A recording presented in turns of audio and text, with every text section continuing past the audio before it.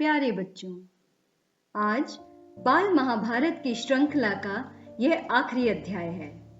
पिछले अंक में हमने सुना था कि महाभारत के युद्ध के पश्चात सारे राज्य पर पांडवों का एक छत्र अधिकार हो गया और कुछ समय के पश्चात धृतराष्ट्र, गांधारी और कुंती संजय के साथ वन को चले गए।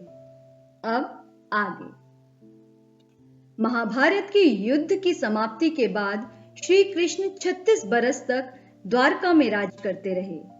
उनके सुशासन में यदुवंश ने सुख समृद्धि को भोगा, परंतु आपसी फूट के कारण अंततः यह विशाल यदुवंश समाप्त हो गया।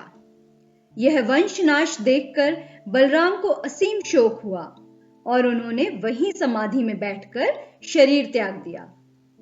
सब बंधु बांधवों का सर्वनाश हुआ देखकर श्री कृष्ण भी ध्यान मग्न हो गए और समुद्र के किनारे स्थित वन में अकेले ही विचरण करते रहे।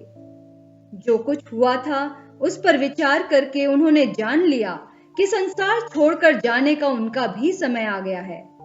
यह सोचते सोचते वह भी वहीं जमीन पर एक पेड़ के नीचे लेट गए। इतने में कोई शिकारी शिकार की तलाश में घूमता फिरता उधर से आ निकला। सोए हुए श्री कृष्ण को शिकारी ने दूर से हिरन समझा और धनुष तानकर एक तीर मारा। तीर श्री कृष्ण के तलुए को छेदता हुआ शरीर में घुस गया और उनके देहावसान का कारण बन गया। यह शोकजनक समाचार हस्तिनापुर पहुंचा और पांडवों के मन में सांसारिक जीवन के प्रति विराग छा गया। जीवित रहने की चाह अब उनमें न रही।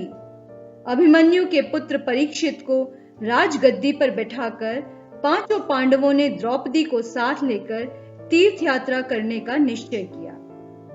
वे हस्तिनापुर से रवाना होकर अनेक पवित्र स्थानों के दर्शन करते हुए अंत में हिमालय की ओर चल दिए। इधर परीक्षित और उसके वंशजों ने न्यायोचित शासन की परंपरा का निर्वाह करते हुए दीर्घ समय तक राज्य किया।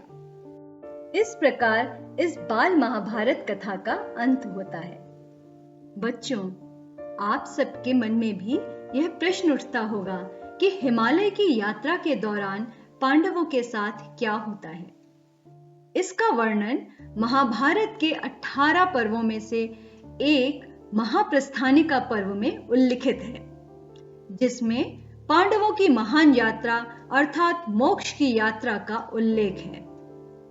पांडवों की हिमालय यात्रा के दौरान एक काला कुत्ता भी उनके साथ इस यात्रा पर निकल गया।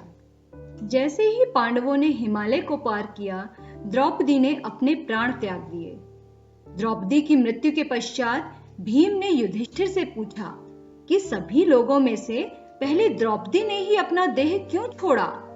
इस सवाल का जवाब देते हुए युधिष्ठिर ने कहा कि 5 पतियों के होने के बावजूद द्रौपदी अर्जुन को लेकर पक्षपात करती थी, अर्थात वह अपने 5 पतियों को बराबर नहीं समझती थी और इसीलिए वह स्वर्ग तक की यात्रा पूरी नहीं कर पाई। इसके बाद सहदेव की मौत हुई।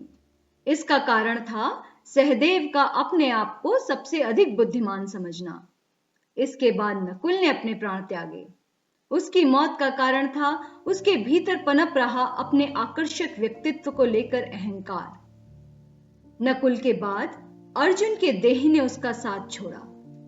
जब भीम ने युधिष्ठिर से इसका कारण पूछा तो उन्होंने बताया कि अर्जुन को अपने बल और दक्षता पर बेहद अभिमान था, इसीलिए वह अपनी यात्रा पूरी नहीं कर पाया।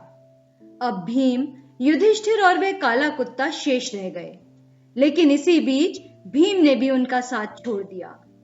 भीम की मौत का कारण बना उनकी दूसरों की भूख की परवाह किए बगैर अत्यधिक भोजन करने की प्रवृत्ति। युधिष्ठिर ने अपने आगे की यात्रा उस कुत्ते के साथ पूरी करी। रास्ते में उन्हें इंद्रदेव मिले और उन्होंने युधिष्ठिर को रथ पर आकर स्वर्ग चलने को कहा। युधिष्ठिर ने कहा कि वो अपने भाइयों और द्रौपदी के बगैर स्वर्ग नहीं जाएंगे। इंद्रदेव ने उन्हें कहा कि वे सभी उन्हें स्वर्ग में मिलेंगे। इंद्र का जवाब सुनने के बाद युधिष्ठिर एक शर्त पर रथ पर चलने को तैयार हुए कि वह काला कुत्ता भी उनके साथ जाएगा, क्योंकि उसने अंत तक उनका साथ नहीं छोड़ा। युधिष्ठिर की यह बात सुनकर उस काले कुत्ते ने अपना असली रूप धारण किया, जो धर्मराज का रूप था। धर्मराज युधिष्ठिर की इस बात से बेहद प्रसन्न हुए और परिणाम स्वरूप युधिष्ठिर इंद्र के साथ रथ पर बैठकर अपनी देह के साथ ही स्वर्ग पहुंच गए। हालांकि जैसे ही युधिष्ठिर स्वर्ग में पहुंचे, उन्होंने वहां कौरवों को तो देखा, लेकिन उन्हें कहीं भी अपने भाई पांडव नजर नहीं आए। युधिष्ठिर को पता चला कि कर्ण समेत उसके सभी भाई नर्क में हैं। युधिष्ठिर को जब उस स्थान पर ले जाया गया जहां कर्ण और अन्य पांडव थे, तब ईश्वर से उन्होंने उनके नर्क में होने का कारण पूछा। ईश्वर ने कहा कि कर्ण ने द्रौपदी का अपमान किया था, जिसकी वजह से उसे नर्क भोगना पड़ा। भीम और अर्जुन ने धोखे से दुर्योधन की हत्या की। नकुल और सहदेव ने उनका साथ दिया, जिसकी वजह से उन्हें भी नर्क में आना पड़ा। इस बात पर युधिष्ठिर क्रोधित हो उठे।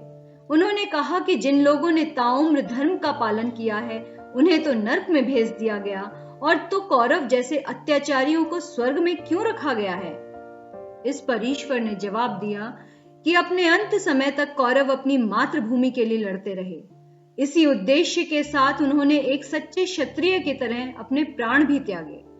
इसीलिए अपने इस सुकर्मों के लिए दुर्योधन और उसके सभी भाइयों को कुछ समय के लिए स्वर्ग में रखा गया है। युधिष्ठिर के चेहरे पर उदासी का भाव देखकर ईश्वर ने उनसे कहा कि पांडवों का नर्कवास और कौरवों का स्वर्गवास कुछ समय के लिए ही है। यह उनके कर्मों के रूप में उन्हें दिया गया है। कर्मों के अनुसार स्वर्ग और नर्क भोग कर कौरव नर्क और द्रौपदी समेत सभी पांडव स्वर्ग में युधिष्ठिर के पास चले गए। तो बच्चों, इस तरह महाभारत की कहानी का अंत होता है।